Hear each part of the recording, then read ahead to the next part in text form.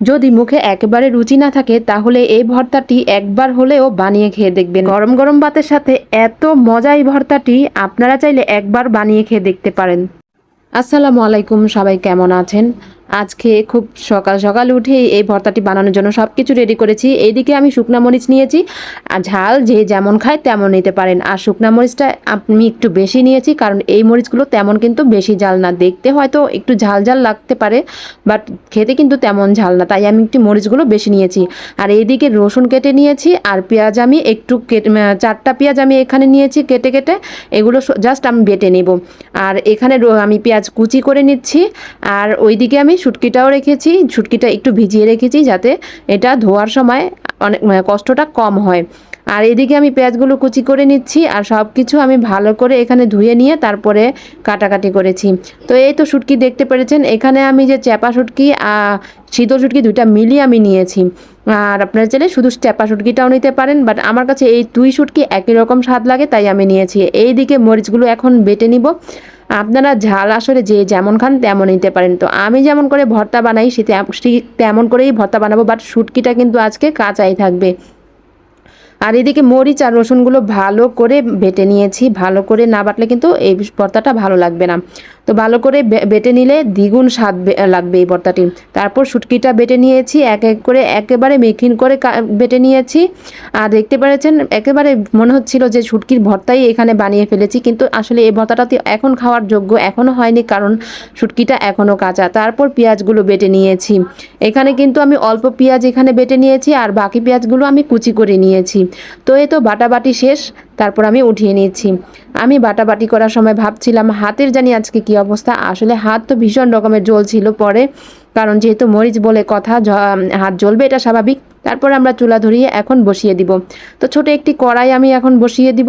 আর আমার চুলাটা একটু চুলারিটা একটু ভেঙে গিয়েছে, তো সেটা পরে ঠিক করে নিব মাটি দিয়ে। তো এখন সব কিছু বসিয়ে দিয়েছি, এখন কড়াইটাও বসিয়ে দিয়েছি, তেল দিয়ে দিয়েছি। তেলটা একটু বেশি দিতে হবে, নাহলে কিন্তু ভালো লাগবে না। এই ভর্তাটিতে তেলটা একটু বেশি দিলেই ভালো লাগে। তারপর পেঁয়াজগুলো ছেড়ে দিয়ে ভালো করে ভেজে নিব, হালকা একটু লালচে করে ভেজে নিব। আপনারা কি এমন ভর্তা কখনো খেয়ে গেছেন? আর যদি না খান তাহলে একবার ট্রাই করে দেখতে পারেন, ভীষণ ভালো লাগবে গরম ভাতের সাথে। আমার কাছে কিন্তু ভীষণ পছন্দ এই ভর্তাটি।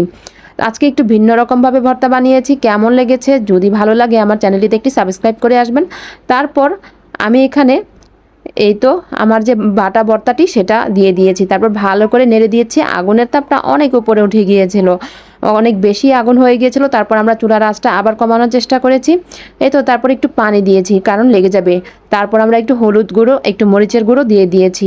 এই ভর্তাটি কিন্তু হলুদ গুঁড়ো আর হলুদের গুঁড়ো আর মরিচের গুঁড়োটা অবশ্যই দিতে হবে, তাহলে এটার কালারটা এবং খেতে অনেক মজা লাগবে।